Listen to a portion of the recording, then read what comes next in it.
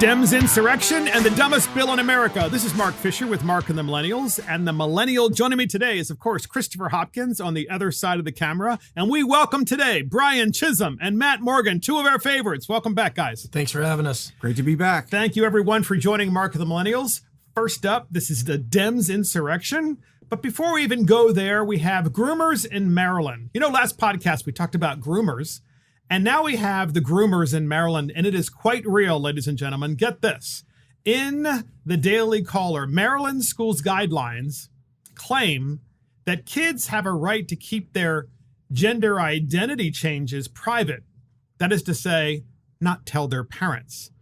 A Maryland public school district asserts kids have the right to keep their in-school gender identities, meaning the gender that's different from the one they show at home, from parents, according to Montgomery County Public Schools Guidelines for Student Gender Identity. The guidelines vow to respect the right of students to keep their gender identity or transgender status private and confidential, including parents who do not affirm the child's perceived gender identity. In other words, when the child goes to school, everybody knows the child is changing their gender identity, except for mom and dad, the people that probably matter the most. Just saying. Brian, thoughts on this? This is in the state of Maryland, in Montgomery County, Maryland. Well, I'm sure mom and dad were there when the baby was born and figured out whether you have Franks and beans or whatever. And I guess my big question is, so when they get this, can they change this back every day? Like one day you want to be Susie, the next day you want to be Steve. Can you keep changing back and forth this way? Whatever bathroom is open, you know, the female bathroom's kind of backed up. Today I'm going to be Steve, but the female bathroom probably is more fun. So today I'm going to be Susie. And maybe we can do this on the sports teams too. We'll just jump back and forth. I mean, keep it confidential between your teams, but this is just chaotic and crazy to me. Yeah. So Matt, come on, thoughts on this? You first of all, podcast listeners, both of these gentlemen are members of the Maryland House of Delegates, and this public school system in Montgomery County, which is a very large public school system. I think there are more than 1 million people that live in that county. So you can imagine how big the public school system is. It's right outside of Washington, D.C., and lots of federal workers and so forth. And so clearly, Matt, you know something about this being in the House of Delegates. Well, right. I mean, it's Montgomery County. And look, what does that mean? Well, look, tell our podcast listeners what that means. Montgomery County is one of the most affluent areas in the state of Maryland. It's right outside Washington, D.C. So they're rich. Very rich. And it used to be pretty much known as the best school system in the entire state. And this is piggybacking on some test scores that came out just recently from Montgomery County that where every student is failing. I mean, you would see numbers like this in Baltimore City. So once again, you got a school administration that's more focused on gender identity than actually teaching reading, writing, and arithmetic. It's sad. No school teacher values a student more than the parent. You know, I mean, these are not their children, and they feel like they're going to hide this from them. It's getting to the point now where I'm wondering, do kids pretend to be something else while they're at school to get the blessing from their teacher and their friends? Yeah, and aren't the teachers who are allowing this, that is to say, the teachers that are promoting this and also saying, I'm not going to tell mom and dad, aren't they groomers? Because look, here's the policy, and I gave both Matt and Brian the links to this. Among other things, it says, and this is from the policy podcast listeners, the written policy. It says, proactively working with transgender and gender non-conforming students, gender support plan, and here's another one, communications with families. Namely, that if mom and dad don't know about this and you don't want them to know about this, the public school system can hide it from your parents. It says it in black and white in the policy. Well, my first question on this is how, this is a very dangerous subject, especially, suicide levels among this group of individuals are through the roof. What liability does the school play in this? Something bad happens to one of these kids. And that's what it's all about, though, right? It's all about creating the separation between parents and kids, and then turning your kid over. Parents are already scared letting their kids go to public school systems, and now we're in this position where we're saying we want you to give your kids to us, but we're going to let them be something totally different than what you know, and we're going to create this shield between us and you. And my other question is, don't they still teach biology? And how do they teach biology if you're not teaching fact, but science is fact. So now you're contradictory to what you might feel and what you say you are. This is what a billion years of science have told us. Yes, the end of the Enlightenment. We went through the Enlightenment for the purposes of basically teaching people about facts that are science and evidence based. Well, I don't think this is about, I mean, obviously it's not about science. This is about the teachers and the administration feeling good about themselves, putting themselves on a higher morality platform saying, we're doing this. And anyone that disagrees with that, well, the problem's with you. Well, get this. In the policy, guys, and podcast listeners, it says definitions. All right. This is the policy written by Montgomery County Public School System. Agender, A-G-E-N-D-E-R, agender. It's one word. Without a gender. Also non-gendered. So they're saying that one of the definitions is that you have no gender. So I'm just curious how that works out, because when you take your clothes off and you get into the shower, I'm pretty sure you're something, you're not a gender. Well, the left has mangled the English language to the point now that, the White House is over there renaming what a recession is. Yeah. By the way, our millennial over here, he's looking really confused. And that's really unusual for a millennial to be confused when he hears a word, because they know all these words, agender. So you haven't heard agender before, Chris? Like agender, like asexual? Yeah, it's like agender, right. But instead of two words, it's one word, agender. Yeah, that's right. I think that's possible. I think non-binary is agender, is what they call non-binary now. Well, this is in the Montgomery County, public schools. I want to know what is this, an initial or a plus sign at the end of LGBT? What is this? This would be the A, maybe. Yeah. Maybe the A. Cisgender, a person whose gender identity and gender expression align with the person's sex, otherwise assigned at birth. Cisgender, otherwise known as a boy or a girl. A minor is a boy or a girl. But they want to call them cisgender. Gender expression. By the way, I wonder what would happen in Montgomery County public school systems, guys, if you have a kid there and your kid says, "Hey, Mrs. Smith, I'm a boy. That's how I identify, because I am a boy. That's the way I was." "Oh, then you're cisgender." No, I'm a boy." No, Johnny, you're cisgender.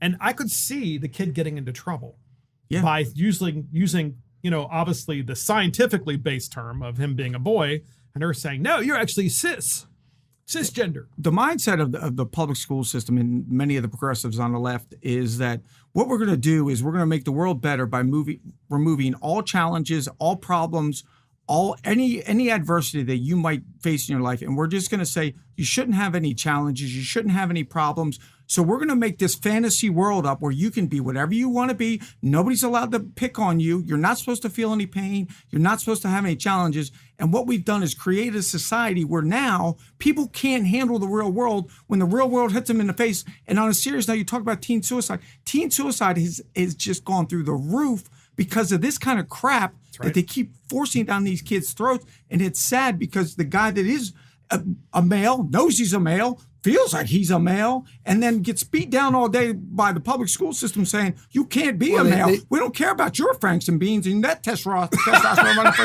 you. You got to be whatever we tell you to be." Well, they push these policies under the pretense of being tolerant and compassionate. And it turns out, ironically, they're just the least tolerant people. So, Matt, here's another term, gender fluid. A person whose gender identity or gender expression is not fixed and shifts over time depending on the situation. So, so I go to rob a bank, and then it's like, "No, that was some dude that did that. That wasn't me." Well, I thought gender fluid, isn't that what some people become in jail? Yeah. Gender. Yeah. I would imagine, yes. I would imagine a lot of things happen there. Can you have grade fluid? It would have been school would have been easier for me if it was grade fluid. It looks like an F, but it's really an A, I promise. Gender nonconforming, a term for individuals whose gender expression differs from conventional or stereotypical expectations, such as feminine boys, masculine girls, and those who, I still don't know what that means, and I'm reading this, and those who identify outside traditional gender categories or identify as two or more genders. Oh, so that would be the they or their kind of thing. So, go ahead. Chris? I don't understand if the point is to eliminate gender roles, then why do you have to switch your gender because you feel like a woman? Good point. Yeah, good point. Like, if Well, you're a define boy- what a woman if- is. If you're a boy who likes Barbies, then why aren't you just a boy who likes Barbies? Well, Or they whatever. used to have, You know what I mean? look, they Like- used to have children like that when we were growing up. Yeah. You had boys that liked Barbies and they were more feminine boys. And then, you had girls that liked sports and race cars and Sure, stuff. sure. We called them tomboys. Yes. And now you have a school system like, wait, you're not a tomboy. You may actually be a boy. Or girls Yeah. that like to play basketball, and we called them lesbians. Yeah, so Maybe we should break it all down to fluids. If you have a sexual experience, what fluid comes out of you? You're in this group. If this fluid comes, you're in this group. That's all there is. There's only two of them. So That's here's your fluid another food. term. Again, podcast listeners, this is all from the Montgomery County School System's handbook. Remember, this is for minors. These aren't adults. Intersex is another term. Intersex. A range of conditions associated with the development of physical sex characteristics that do not fit the typical definition of male or female. What does that mean? I don't even know. I think it means that Montgomery County Schools has way too many people in their administrative staff. Oh my God. Come Think of this. And then, of course, they've got LGBTQ. That's defined. We already know what that is. Non-binary. Here's one that I've never. A person who does not identify solely or at all as either male or female. Some non-binary people are also transgender. I mean, who made this shit up? I have to say that But word. I when don't you're even like to curse. When you're sitting in your math class, why does this even matter?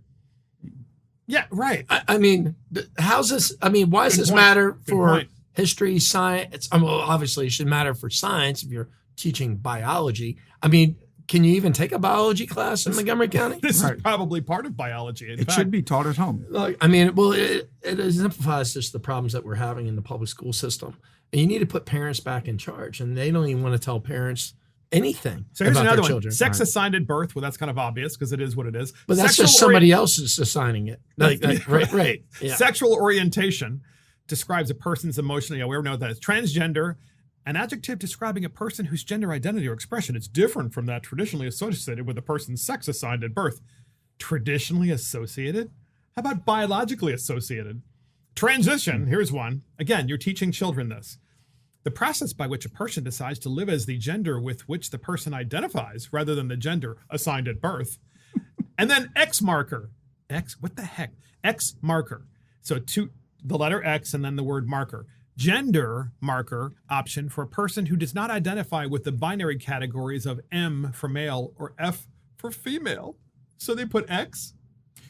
Like on our driver's licenses. Oh my gosh. Just like on your driver's This is license. just insane, guys. Well, unfortunately, Matt and I, both being on health and government operations, see this come through all the time. And we saw it again last year where So explain what this means. You guys are on a committee in Annapolis Yes. that deals with health and government operations. And you hear all kinds of crazy bills and, as well as some Well, good bills. yeah, and we hear a lot of legitimate stuff because, I mean, look, it's a nonpartisan issue. Republicans, Democrats, everyone gets sick at some point. So, I mean, we try to make sure we have a good operating healthcare system. But we get a lot of these bills into our committee. I think many of them are extremely problematic when you start changing the sexual types of people, like in a hospital settings. I mean, normally that's the first thing the doctor asks: is it a male or a female? yeah. Yes. Well, I'm not going to. Should I be checking you at age 50 for prostate cancer Yep. if you don't have one? Yes. And that's like Pete Buttigieg going into the hospital, saying that, I was pregnant. yeah, I was pregnant and I gave birth to twins. And the doctor's like, oh, so it's a female. And at least 'cause that's what it says on the chart. And then the dude Well, gets that's the rolled problem. in and they pull up the, how you wear those robes, they tell you Right. to take off all your clothes. You have to put that stupid robe on when you're in the hospital. And they pull up like, oh, okay. So I guess you didn't give birth because I don't see any stretch marks. Right. Well, I mean, that must have hurt like hell. well, we had the bill this year where they wanted to pass a law in the state of Maryland where you as an individual could go in there and change your birth certificate. You could have it redone. Even though you were a male when you were born, everybody agreed. So in Maryland, you can legally change your They birth wanted to try to certificate. change it so that you could change it without parental permission as well. Oh, So you could can go also in- change it for a child. A minor Right. could and, change. and a child. That's right, Matt. And a parent can change it for a child if they wanted to. So against the child's wishes at times. I'm like, this is This is very dangerous for medical reasons. It's dangerous. How did in we miss society that alone. for the dumbest bill in America? Names and pronouns. Okay, once again, podcast listeners, this is on the Montgomery County Handbook. Okay, names and pronouns. All students have the right to be referred to their identified names and or pronouns. School staff members should address students by the name and pronoun corresponding to the gender identity that is consistently asserted at school. Schools are not required to obtain a court-ordered name and or sex designation change or to change their student records as a prerequisite to being addressed by the name, yada, yada, yada, yada. So can you imagine? You're a teacher and the kid shows up and decides they want to be referred to as they or their, and you as a teacher have to refer to them as they. This is a right. This is a human right in the Montgomery County public school system where a child, right? Emphasis on that, gets to tell you what the child should be called in terms of their pronoun. Matt. What happens if they think they're a cat or a dog? I mean, does the teacher has to refer to him? Like, does he have to communicate by meowing or barking?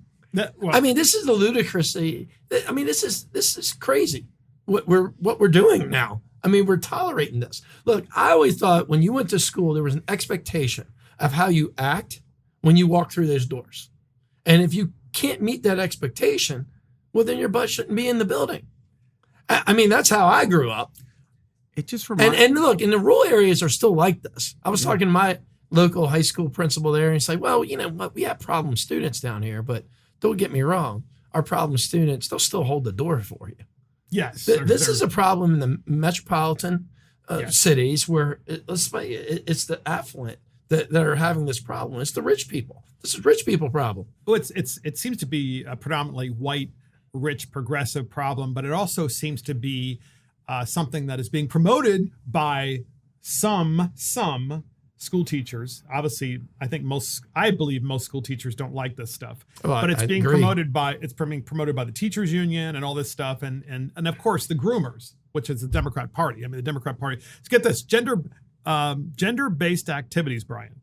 Schools should evaluate all gender-based policies, rules, and practices and maintain only those that have a clear and sound pedagogical purpose. For example, if music and performance groups arrange students into sections, they should seek to group them by voice type qualities rather than by gender.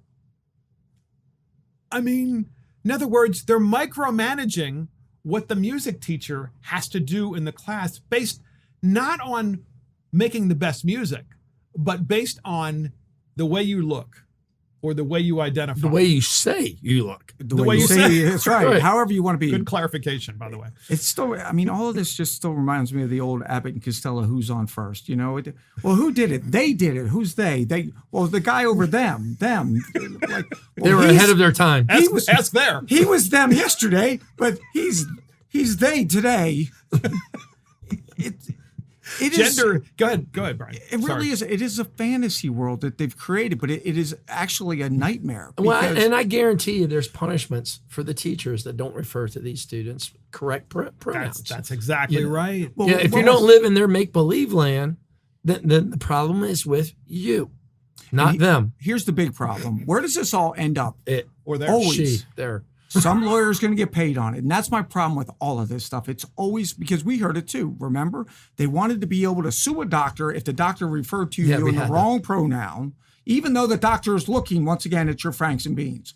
If you called him, and all of a sudden he said, well, I'm they or her, then you can sue that doctor, even though all of his medical training told him, you're Chris. But Go ahead. follow the science. Yeah, follow the science. That's right. So get this, gender-separated areas, to your point, Brian, where facilities are designated by gender, students must be provided access to gender-specific facilities, bathrooms, locker rooms, and changing rooms, in alignment with their consistently asserted gender identity.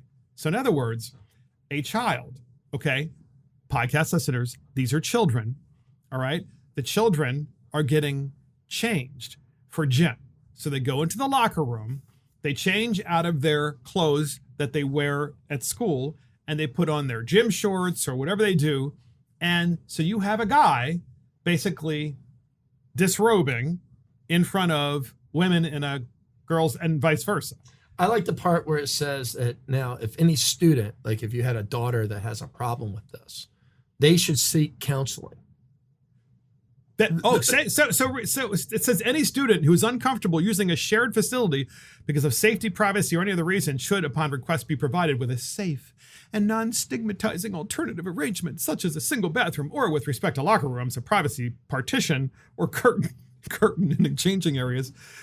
So here's the thing. When I read this, what I read is groomer, because the person writing this is really into a minor's sexuality and about how the minor, I see sickness here. It is sick. I see somebody who wants to engage in a relationship with a minor, the person who wrote this, because that's the way it comes off the page. Next, it'll be you should seek counseling if you don't want the gym teacher watching you while you change. Right. And here's the thing. We were all kids not that long ago, but we would have fun with something like this. You remember in Porky's, they had to drill the hole in the side just to see it. But if we were kids, Wait a minute, Porky's? In Porky's, the movies? The movie Porky? Yeah, they drilled a hole in the side of the wall, and then they had to climb through this hole, and then they could see into the girls' locker room. Now all you got to do is say, well, I identify as a woman. All I got to do is go in there and watch. I mean, if you're a young kid. Well, honestly, all they have to do is log on to TikTok. Yeah.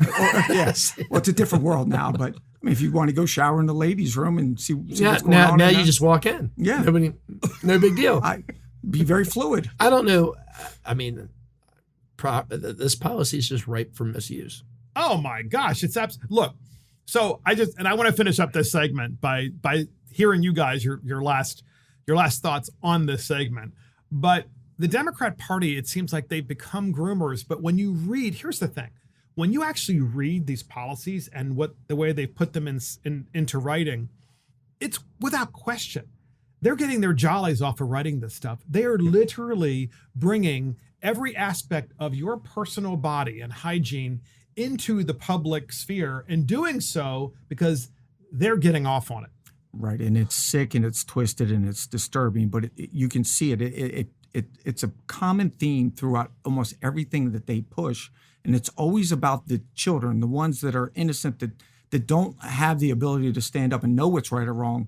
They become their prey. And that's what's sick about seeing some of the stuff that's going on in the Montgomery County school system. You can't tell me Montgomery County all of a sudden has a bunch of kids being born there that are transgender and want to be 32 different letters. Well, this is the reason why they're being taught. States with real governors like Ron DeSantis have come out against this.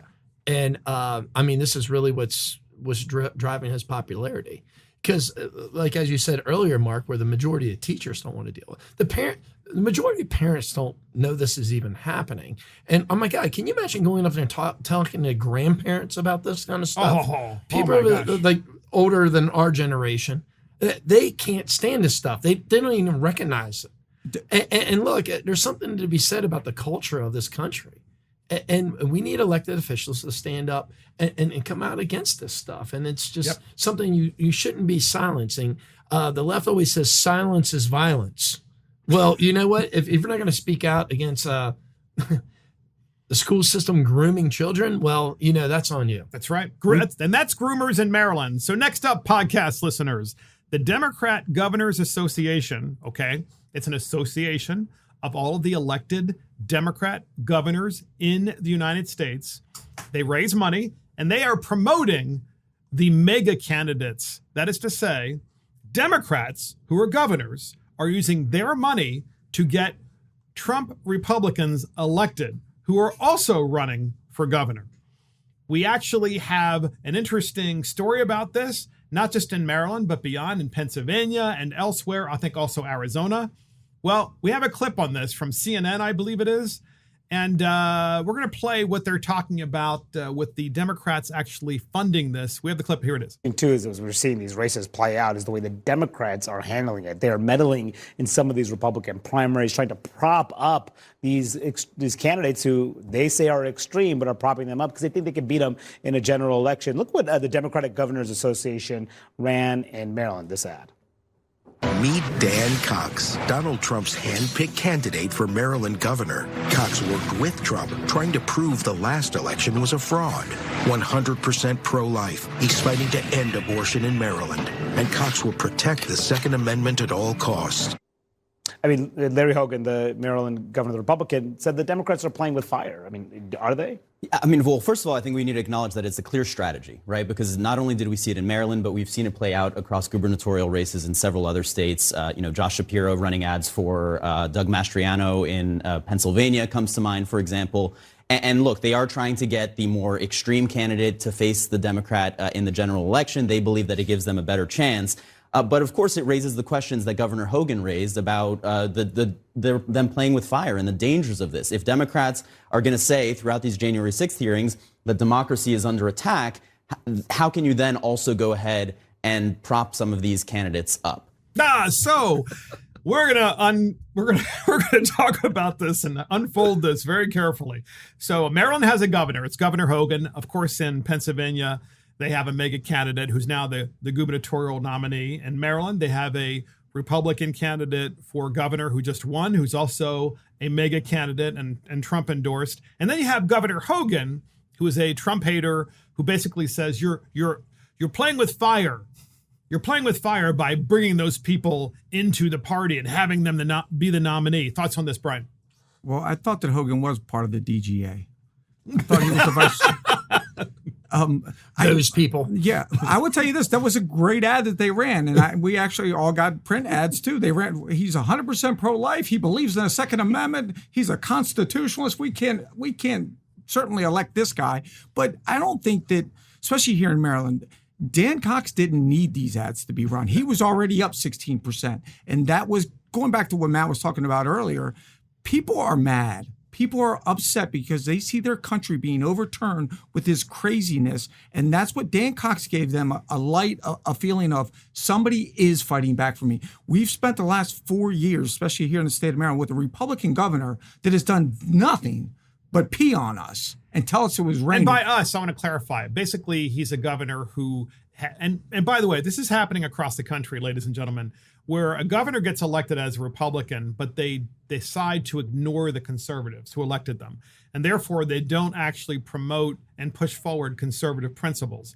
And then they walk back on those conservative principles only to wonder, well, why they're not popular anymore, why they're not supported. And that happened in Pennsylvania. And that's happening in Arizona. And by the way, it just happened in Maryland, where the Hogan person, the heir apparent that Hogan wanted, did not succeed. In fact, she got lambasted in the actual election. I mean, it was 16 points. 16 points. It was huge how much she lost by, despite spending millions of dollars. Matt.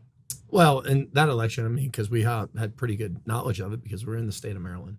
On that election last Tuesday, to me, there was only two types of voters. There was people that came out and voted for Dan Cox, and there's people that came out and voted for Kelly Schultz because they were told Dan Cox couldn't win in the fall. I'm not sure anyone voted for Kelly Schultz because she didn't run on anything. And that's you're seeing that a lot in the Hogan-esque Republican Party, where it's good-looking candidate. They're going to come out and not really say anything.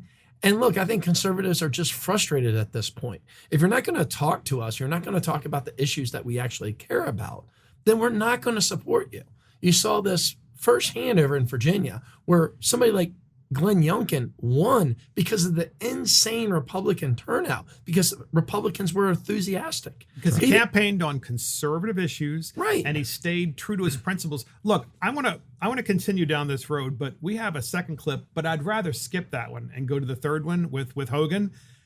Because Matt brought this up. I really want podcast listeners to listen carefully about this, because this podcast is really a nationwide podcast. We talk about all governors and all that stuff.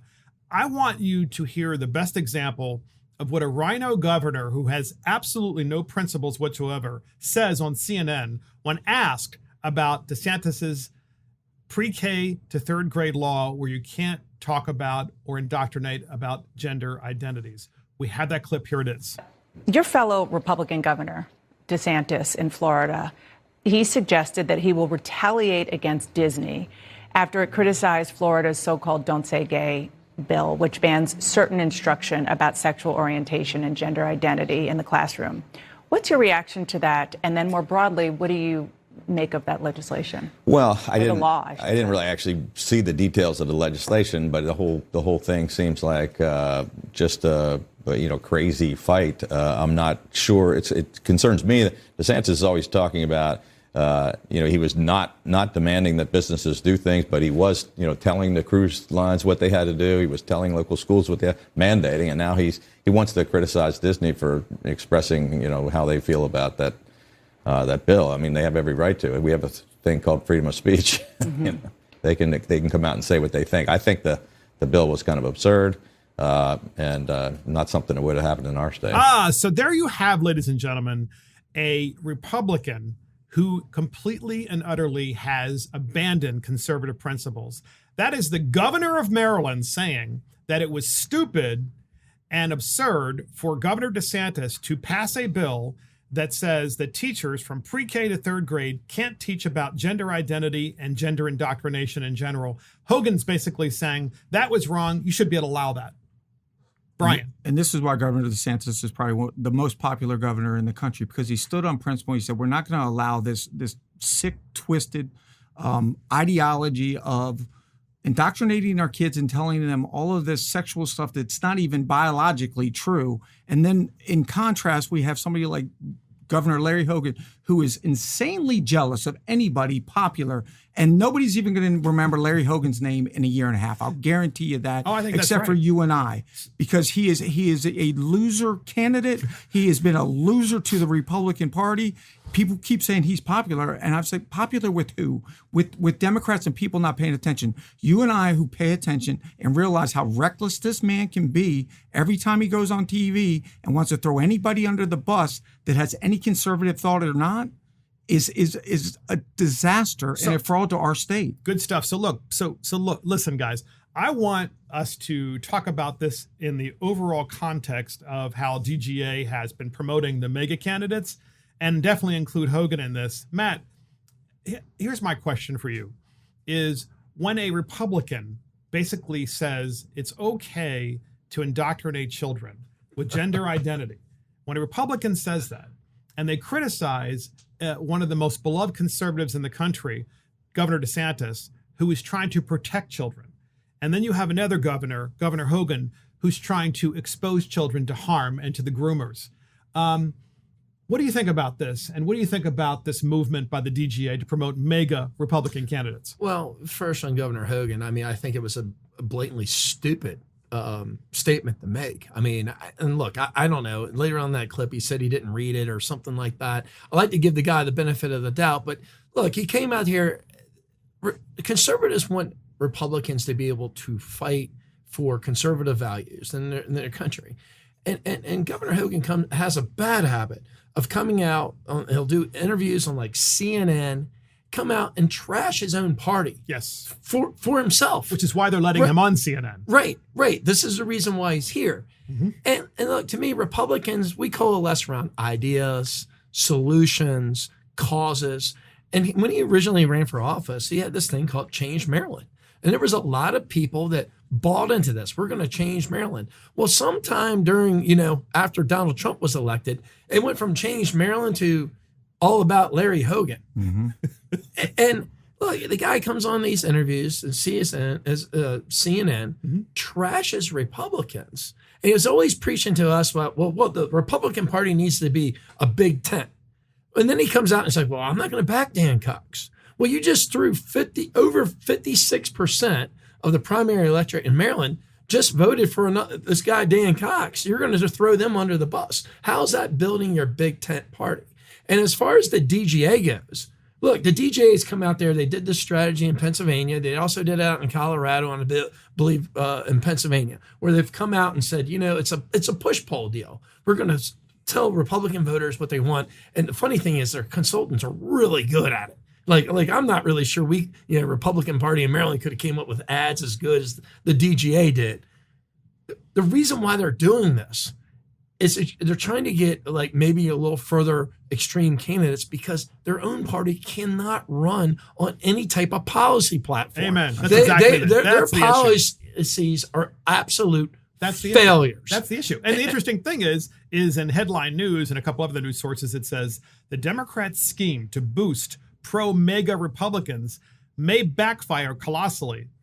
It says the higher the prices of gas goes, the more electable Mastriano is in Pennsylvania, and the more electable Dan Cox is in Maryland, and also the gubernatorial candidate in Arizona. So they're actually promoting candidates who have principles, the Democrat Party is, and then we have the rhino governors like Hogan who are promoting the groomers. Let's be honest about what just happened with Dan Cox.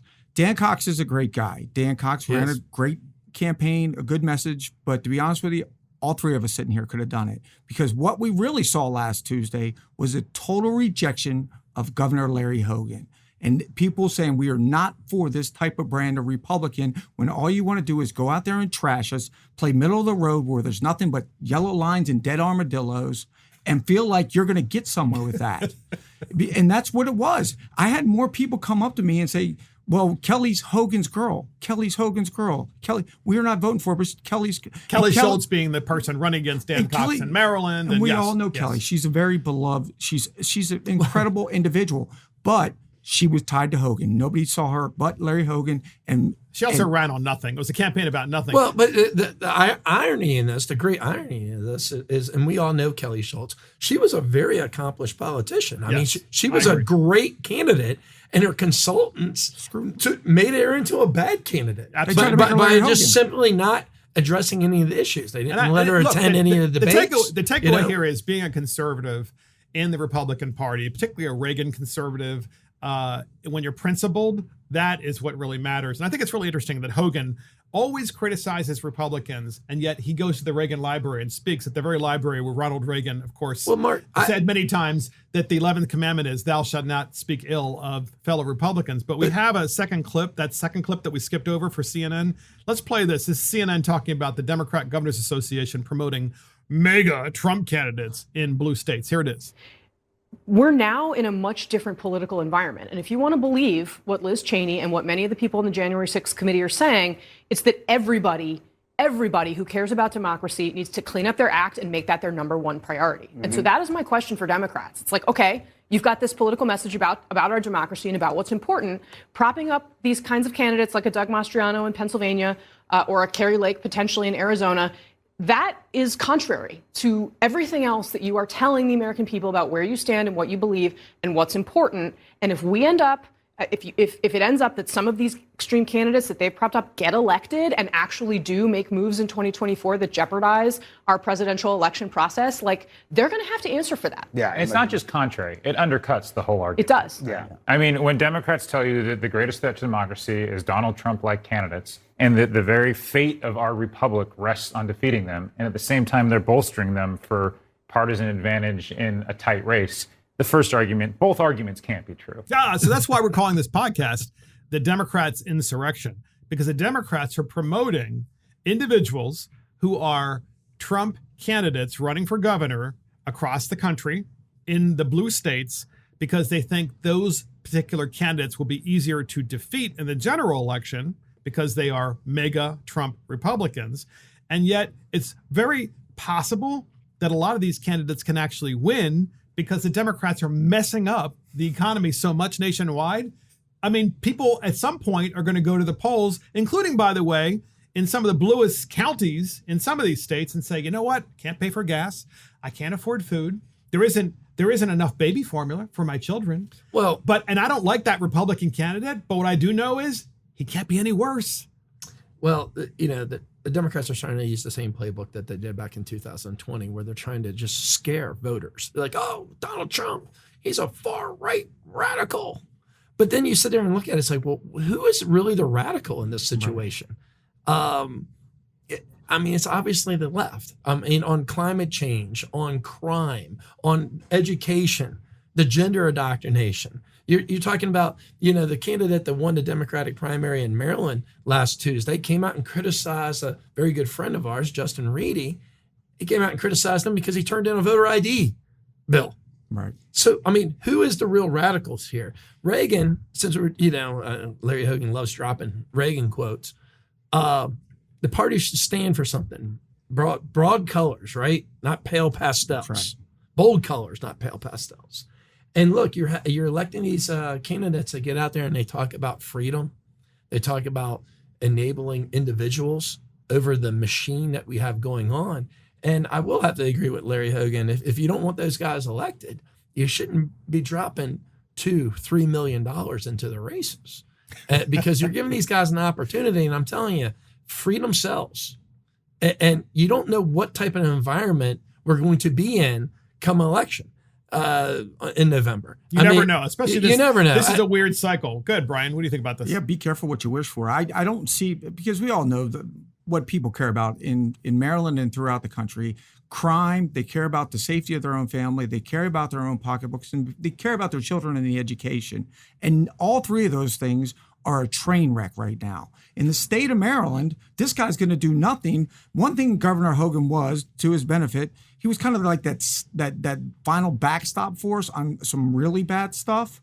But if you let a Democrat in now, and now we are a one-party system in the state of Maryland, we just hit the accelerator on that train wreck. And I don't see anything changing in the U.S. in the next 2 years that's going to change much. How is shutting off all of our pipeline and stopping oil exploration, stopping all the energy sources we have in this country going to result in anybody's fuel or gas prices going down? And once again, we have a man in the White House that is a senile bag of oatmeal that can't fix anything.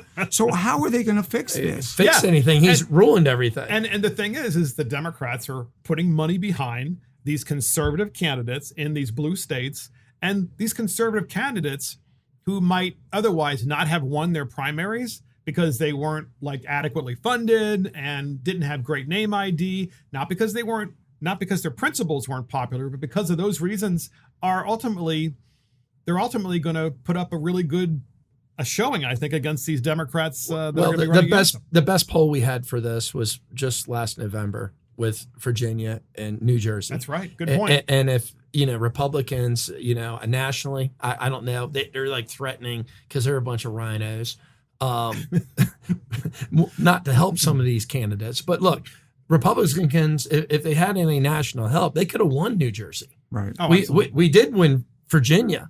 And look at the good things that Youngkin has been able to do. And to Brian's point, he's absolutely right. I don't know if it's really that scary of a proposition for Marylanders once they think about it. Somebody like Dan Cox standing on the Capitol, steps of the Capitol going, freedom, versus the Democratic Party having complete control and a supermajority in their legislature. Yeah, pretending to get arrested. Look, right. Look at what they've tried to pass in the last couple of years. There needs to be a moderating force. And to me, that is where the more radicalism is. It's on the left.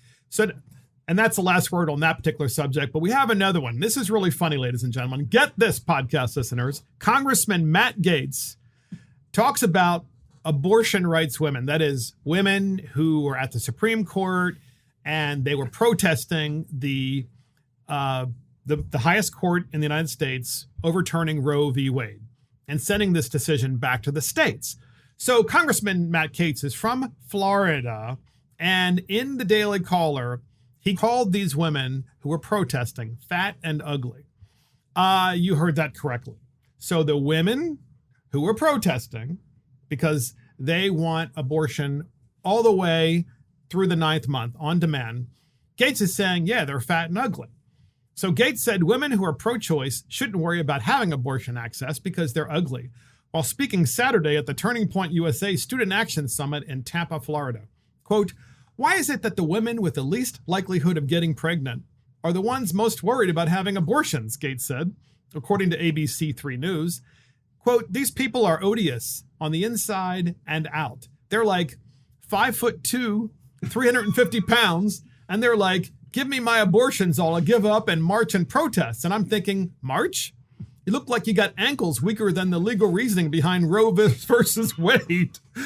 A few of them need to get up and march. They need to get up and march for like an hour a day, swing those arms, get the blood pumping, maybe mix in a salad, he said, according to the outlet.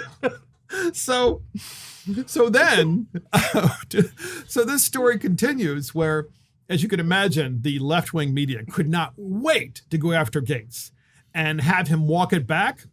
And they, of course, descended upon him not long after. And here is what happened, and here is what Gates said. We have that clip, and here it is. Is it safe to say that based off of your comments, you're suggesting that these women at these abortion rallies are ugly and overweight? Yes. What do you say to people who think that those comments are offensive? Be offended. Mm-hmm.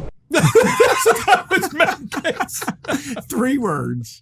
So, Gates is basically saying, and look, when you're an elected official or when you're not an elected official, it really doesn't matter. You still want to treat people with respect. I think that's a good thing. But the fact does remain that when you looked at the images in front of the Supreme Court, you saw a lot of people who, in my opinion, looked like they were LGBTQ. And I'm thinking to myself, well, exactly how are you going to get accidentally pregnant if you don't like men? Just saying, right? I mean, no one else wants to talk about it, though. But good for Matt Gates for at least talking about that issue, because that was the inference. Go ahead, Brian. I think he's got hours, if not weeks, of sensitivity training that's going to be forced down his throat at some point by the Congress or try to put him through that. But here's the sad truth. A lot of times, and maybe I'm looking too deep into this, you see these people out there protesting, and it's almost like they just hate themselves. And that's what's going on. So they don't want other babies born. They don't believe in life. I hate my life, so nobody else should have a life. So I'm going to go out there and push to make sure that we can continue to kill babies at whatever alarming rate they want to push it at. I didn't see the images. That is a pretty detailed, description of what he saw, and I'll let him make his own comments on it. You should see the comments in this, Matt. It says, one of them is from Rachel Sweeney from this article about Matt Gates. It says, as a 5'2" woman who is 260 pounds, I agree wholeheartedly with what was said by Gates and have made the same comments to family and friends. Most of those chicks are hideous and probably simultaneously complain about sexual harassment. And you know that ain't happening.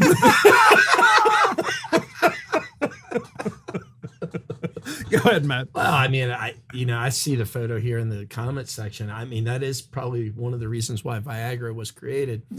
I will say, though, I love the reporter's response on this, because Matt Gates is one of those guys. He's kind of a firebrand. He comes out there and speaks his own mind. And to me, he reminds me of just another politician that's kind of frustrated at this point. Yeah. And you've seen it with other guys like Jim Jordan and he's a and guy's Ted guy Cruz. who basically says, what's wrong with being a guy? Yeah. What's wrong with and this reporter's like, I got him. Do you want to take that back?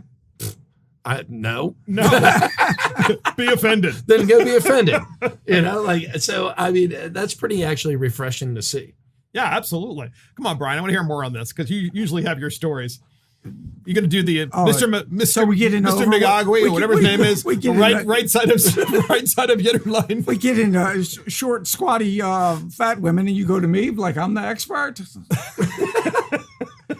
I just don't. I don't know why they're not. The Democrats are very good at public showings, right?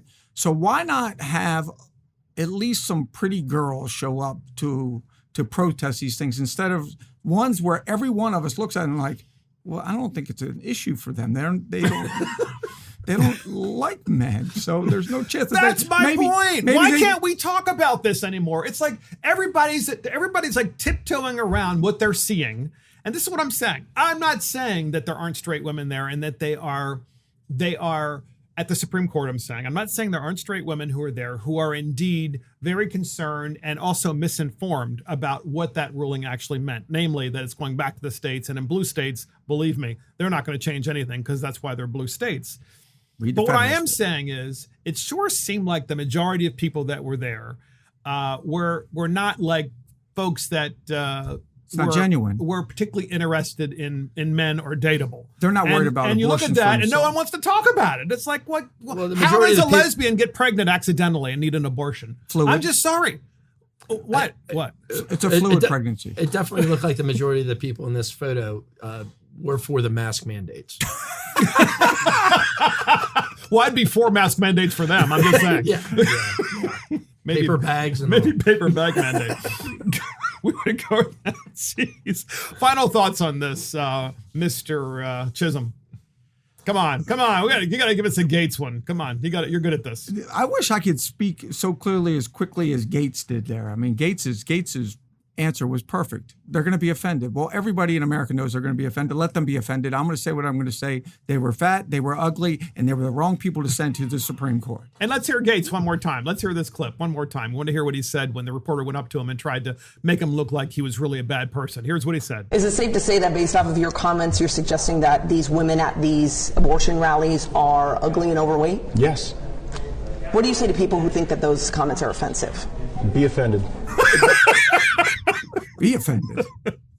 All right. And that's it for Mark and the Millennials. Thank you for joining Mark and Millennials. This is Mark Fisher. A special thanks to our two folks that are here, the guests, Brian Chisholm and Matt Morgan. Thank you for joining us. Also, thank you to our producer, Christopher Hopkins. Check us out on iTunes, Spotify, YouTube, Facebook, Twitter, Getter, True Social, Rumble, and our website. See you next time.